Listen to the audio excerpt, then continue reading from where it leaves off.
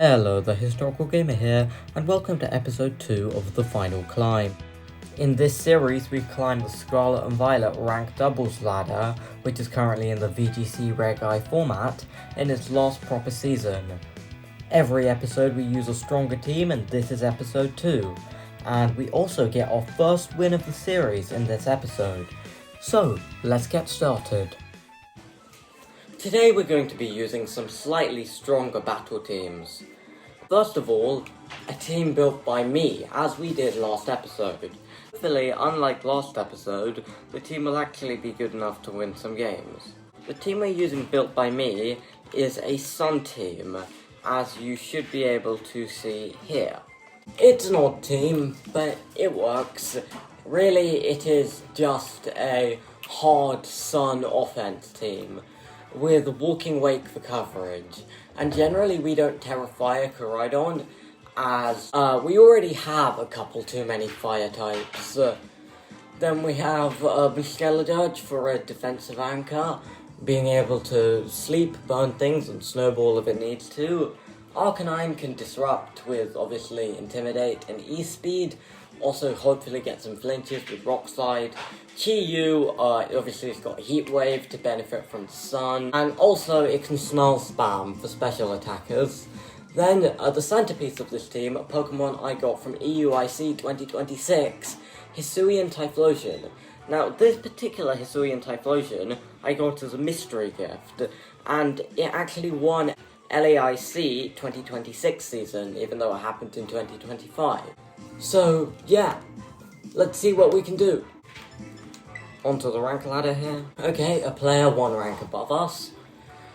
And they're playing Terapagos Zamazenta. Well, Zamazenta is a fighting steel type, so, yeah, I doubt they're going to bring it. The real problem here is that Terapagos. I don't really know how to deal with Terapagos. Ditto, again, probably hard to deal with. I don't really want them to get their hands on my Walking Wake.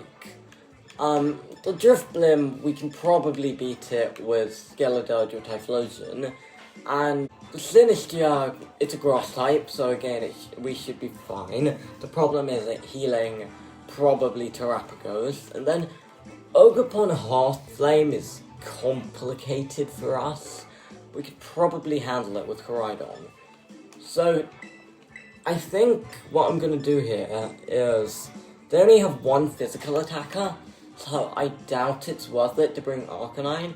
Well, I made Absorb Bulb before finding out that Absorb Bulb, well, it boosts special attack, which isn't particularly useful here. So, obviously I want Koraidon in my lead, but who else do I want? I'm gonna try this. I'm actually gonna have Walking Wake in the back. I don't know if I managed to click ready there, so this might have gone horribly wrong. This actually isn't a bad lead for us at all. So we've got Beads of Ruin output. Terapagos is a normal type, which will probably Drain Punch the thing. I have a feeling they're gonna Terra. Obviously Ghost beats Fighting, or Dragon Tail. Dragon Tail's great because it lets us pivot their Pokemon how we want. And Drain Punch obviously just lets Koraidon heal, which is great as a choice Pokemon. I believe I'm just going to go simple here. I'm too scared of the Drifblim. I'm just going to Collision Course. And here, I think it's time for a Snarl. Now, the thing is, as far as I can tell, I firmly have the speed advantage. As Chi-Yu's quite fast, and Koraidon is one of the fastest mons in the format. Only matched really by Miraidon and, I guess, Regieleki, which is faster than it. It protected itself for Collision Course. Okay, it's distorting type matchups again. So this probably won't do that much damage, but it should do quite a bit. There we go, not bad. And then Snarl will hit him to protect, but even if they Terra Starstorm, it should be fine, as we'll have that special attack. So they did Terra Starstorm, I don't know what I expected. Leftovers recovery. We are choice banded, so I'm actually just going to go for the exact same thing again. Because again, we have the firm speed advantage, and either way we're going to be doing massive damage. They've Terastallized, I assume they're going to Terastallize Terapagos. Yep, as expected. Now what I'm wondering is, that will mean it's super effective on Koraidon, but will that mean it gets to default? Oh, okay, that gets rid of the sunlight. Getting rid of the sunlight is a problem. Yeah, this is really a problem. Hits into the... Okay, this is not looking good, and to be honest, it's not a strategy I've encountered before. Is it waiting for Terra Shell to reactivate? Now, the thing is, I could bring in Choice Specs Typhlosion, but I'm scared of taking a Shadow Ball. I'm actually going to bring in Walking Wake here. And again, I'm going to Snarl. I know I keep snarling, and it's not working particularly well, but if I keep doing it, it's going to hit something eventually. And either way, I'm going to get a special attack drop. And okay, so this is... So it'll probably miss Drifblim. Attacks down, so Terra Starstorm should do even less damage.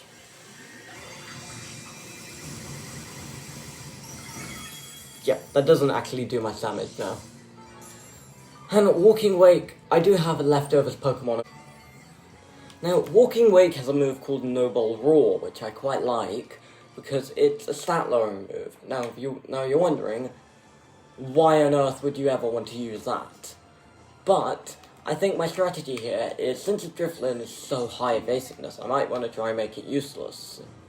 Though it still does have accuracy checks. Or maybe I can just double it. I'm still going to double it. Because Snarl will hit Drifblim eventually, and when it does... Oh, I didn't realise it would have Baton Pass. I thought it'd be a strategy of it being their Chipping Cloth. But still. Oh, now they have a minimized Zamazenta on the field. Yeah, I do need to be scared of this thing. Thankfully, I do get to hit it. Then Dragon Pulse get into Rakdos and not pick up the KO. Okay, so this is Toxic Stall. I'm going to play it as if I was playing Eternatus here. I do know Toxic's doubling thing can be reset as we switch out, but I'm going to stay in with Wake for now. I'm actually going to Flamethrower at the Zamazenta and Heatwave, which should hopefully do enough damage to KO Terrapagos, unless they switch. But hey, okay, that just heals up Zamazenta a bit, which, I mean, should be fine. I don't think either of them can take a Heatwave. Body Press into the Dark type. Flamethrower misses. I'm not actually sure how to bypass evasion here, because I don't have a move like Aerial Ace or Aura Sphere. Choice Specs Typhlosion's looking real tempting here. But I want to bring in Choice Specs Typhlosion last, so I'm going to bring out Koraidon. Because what I can do is I can reset if I land even one Dragon Tail. And that is my plan. Flamethrower this thing, because it doesn't have accuracy boosted. Then, I mean, technically I could Collision Course it and do a bajillion damage. But I'm actually going to hit it with Dragon Tail, because Dragon Tail can hit a lot of stuff on the team. Rage Powder, got it. Not fun for me. How is it faster than Koraidon? How is it faster than Koraidon? So, one thing you should know about this team is, again, incomplete EV spreads on fun. If that's Citrus Berry, it's like I'm doing enough damage, but not enough to finish the job a lot of the time. Now, and Walking Wake is going down. Now, one thing I do know is Drifblim still really isn't that much of a threat. I'm going to Flamethrower this thing. Then, the thing is, this thing can't be hit with Body Press.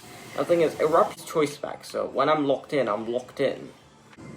But I don't think I can risk the 90% accuracy, so I'm going to Eruption. Okay, it misses Zamazenta, and absolutely wrecks the Sinistcha. So, we actually picked up a KO this time. Heavy Slam. That's gonna, like, half the power. I didn't realize how little damage this will actually do. Obviously, we get Leftovers and we get Toxic.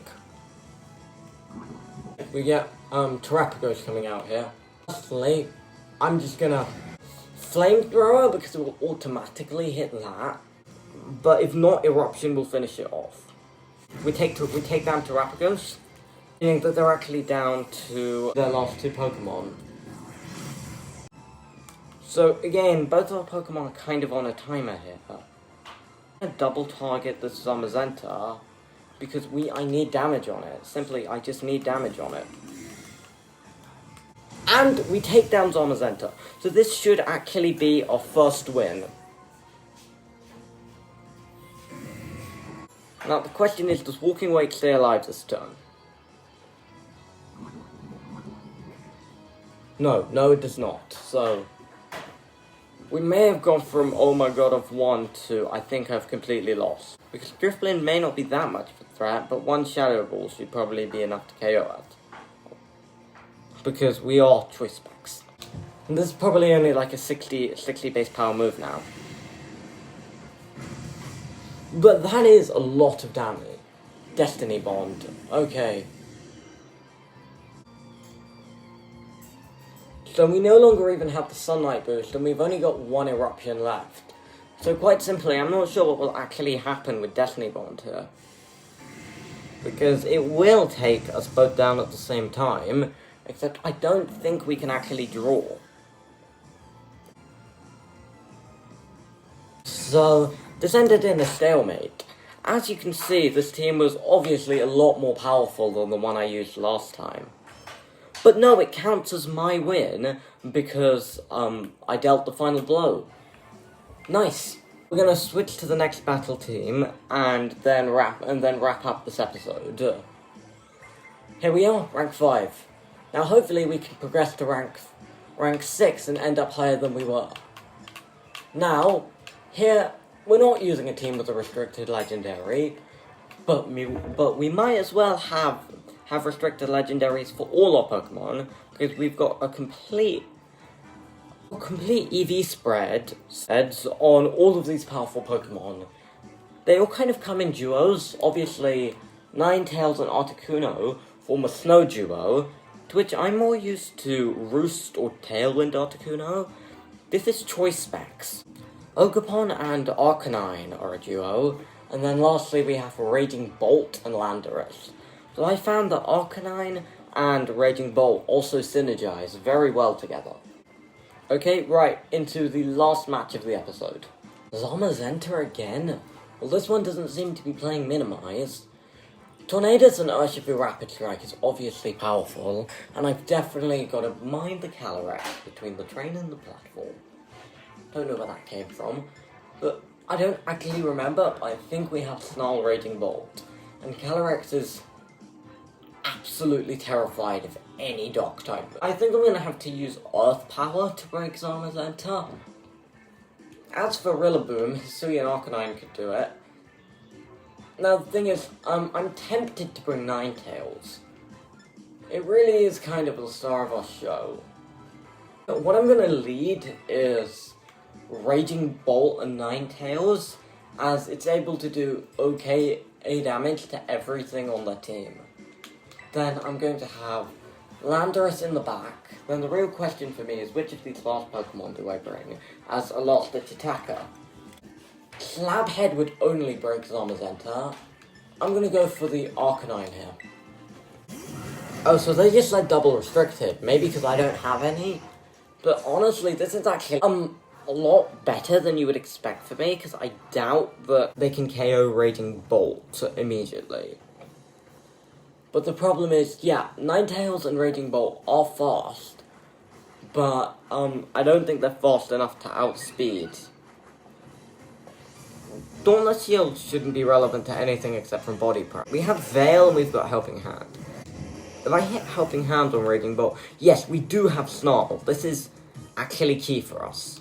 So, I don't know if we actually want to Veil. I kind of think we have to Veil here. We already increased it. I don't actually know how well these Pokemon match up, so I think it's Veil plus Snarl. Okay, Astral Barrage. Let's see, do we survive?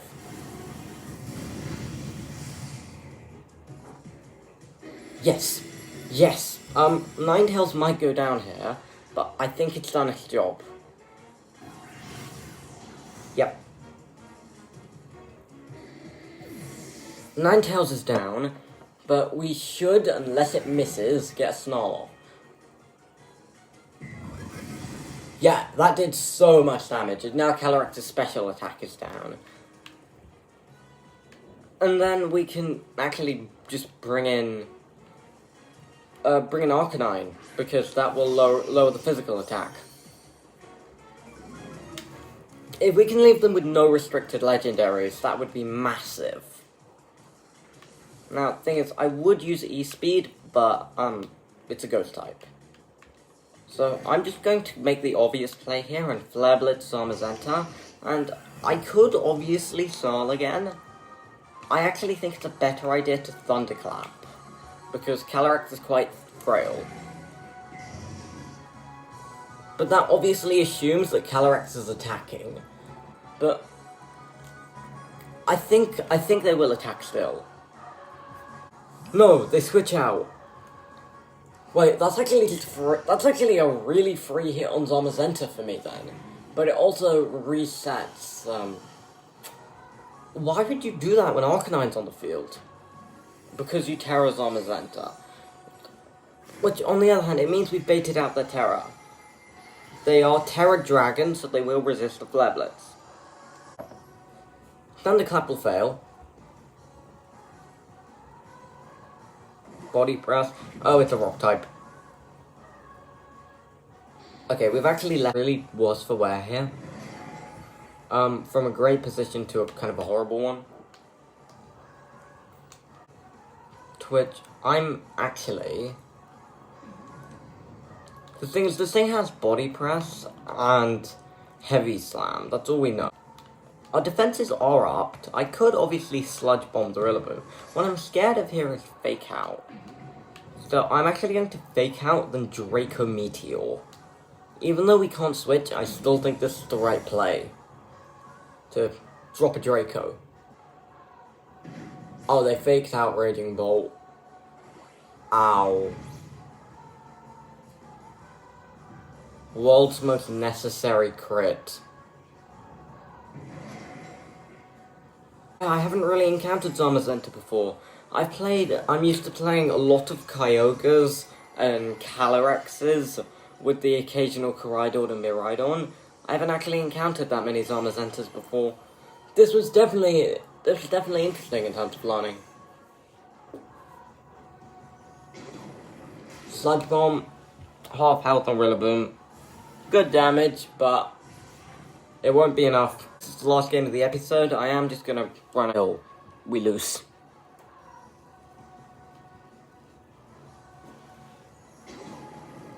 Bang. Rillaboom faints.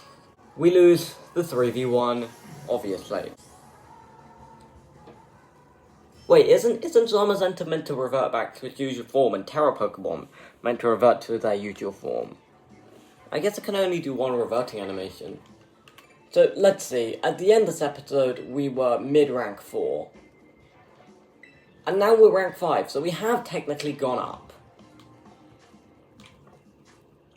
Well, this was The Historical Gamer, and I hope you enjoyed this episode. Next episode, we'll hopefully be doing 4 games, the most we've done, and hoping to maybe get back to the Great Ball tier. In that episode, we'll be using the most powerful teams I've built. Hope you enjoyed this episode, and goodbye!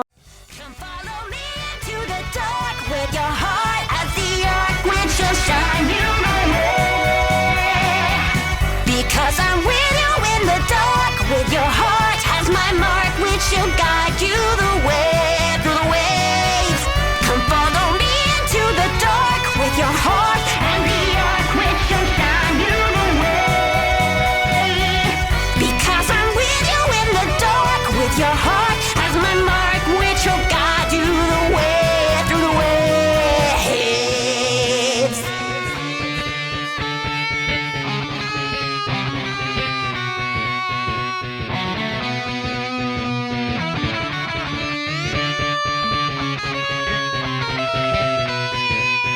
When the demon horde is crying and the blood is gushing dry, raise up your bat for burning fire.